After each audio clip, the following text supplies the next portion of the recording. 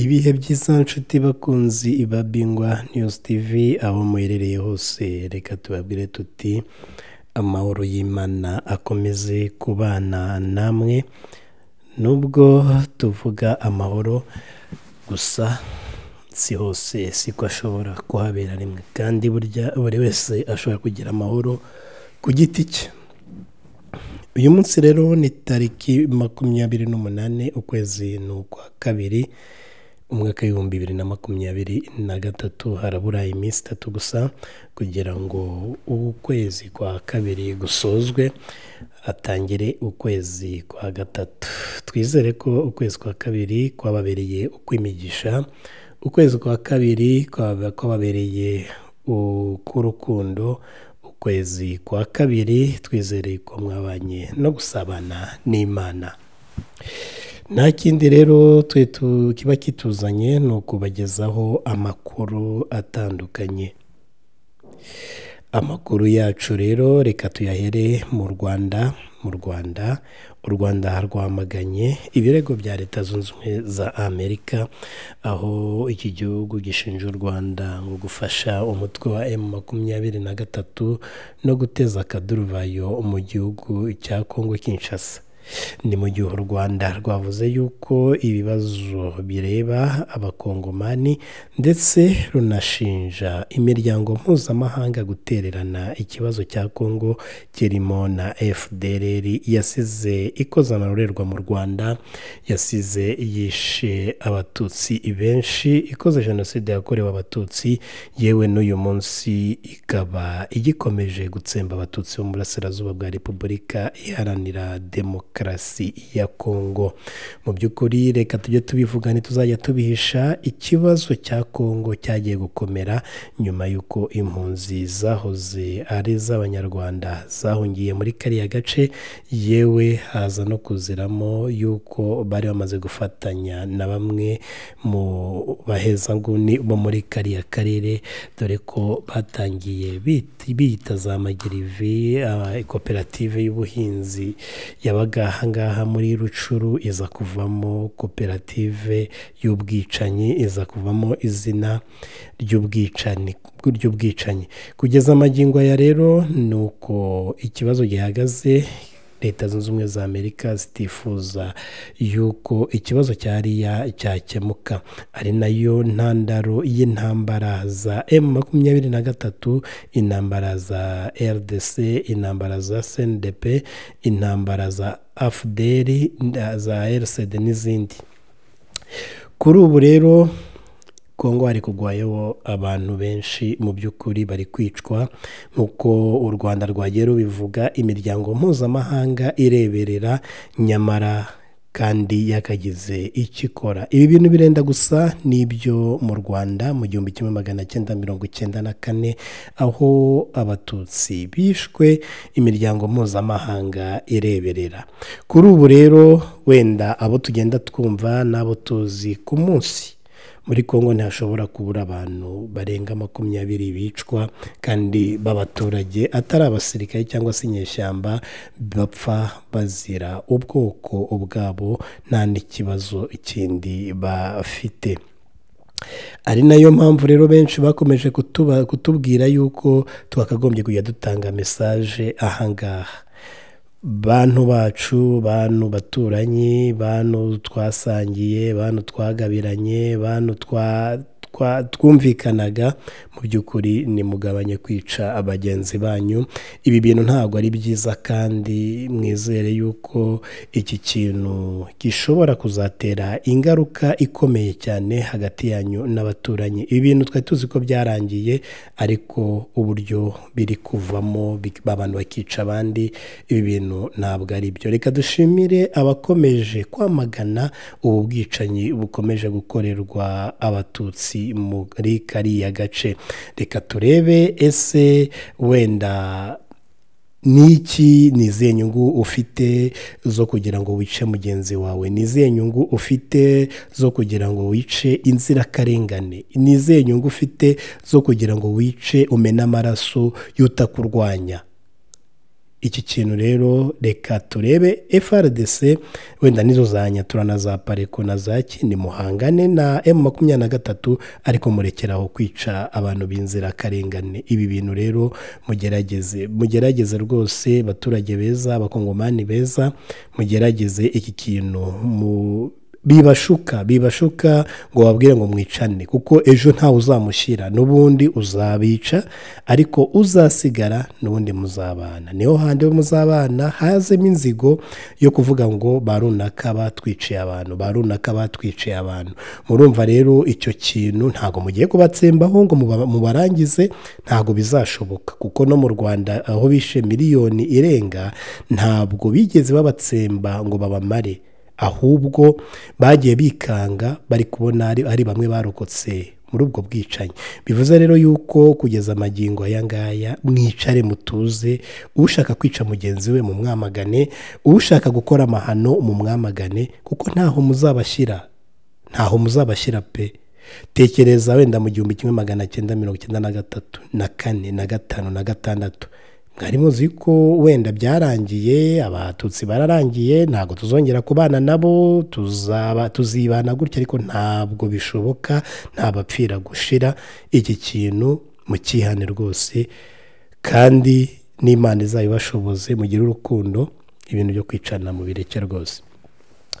Amakuru yacu reka tuyerekeze mu bice bya Rubaya, Bihambwe, Mushwa, Kaniro, Kinigi, Mema, Oso. Aho hose benshi bafite amatsiko, arabagiye banyandikira ndetse koko M23 iri mu Rubaya, igisubizo kirahari. Arabagiye banyandikira ese M23 iri Mushwa, igisubizo kirahari. Arabagiye banyandikira atese Oso, za Bihambwe, za Mema ni bande bahari. Reka nongere mbisubiremo, wenda hari bitangazamakuru bigenda bikashusha abantu imitwe.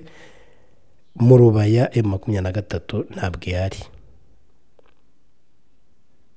Ubushize kandi twababwiye yuko bari mu misozi yo hafi aho ngaho bataragera muri centre. Kugeza amagingo aya amakuru dufite nabo twaganiriye ntabwo baragera aho ngaho muri centre ya Rubaya. M23 ntabwo iragera, gusa na FARDC ntabwo ihari, ahubwo hari Banyatura. Oso M23 ntayihari, Bihambwe M23 ntayihari, Mema M23 ntabwo ihari. Cyakora amakuru twe twabahaye yuko baragiye rwose, hasigara habereye aho, hasigaramo bake.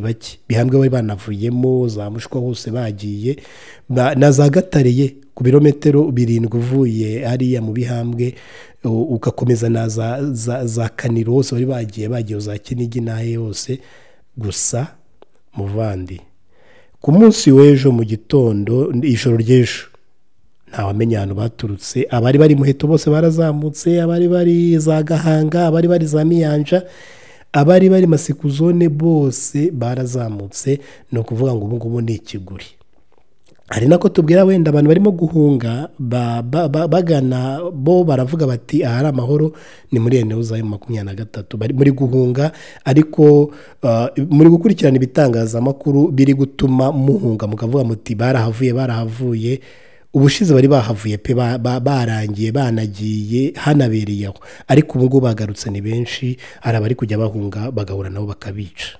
Reka tubabwiye tuti rero mwihangane, ababuza babo reka tubabwiye tuti mwihangane, nta kundi niko bigenda ku isi nuko. Ariko Nyatura ni nyinshi, noneho n'izi Muheto na za Kibarizo, ziri za Kibarizo no hirya yaho ukajya za Gahanga, iyo hirya hose zamanutse, zaje ahangaha mu Rubaya, zaje za Bihambwe, zaje za Mushwa, zaje za Kaniro, zaje za Kinigi, za Gatare hose baturutseyo baruzuye. Ni nako wenda bari gutwara inka z'abatutsi. Mwihangane, wenda ugumaho uri, gusa uwo bari guhura nawe yaba afite izuru ryiza, yaba ari umutu, yaba ari umututsi bakeka, bari kumwica. ngayo nguko rero ubwo turababwiye M23 iherereye mu misozi yo hejuru za Matanda ugakomeza hirya gato, ariko barimo barareba Rubaya. Mu wenda icyatuma batajyayo ni strategy za gisirikare, nge ntago nazimenya ko ntago ndi umusirikari, ariko ni gutyo ibintu bimeze.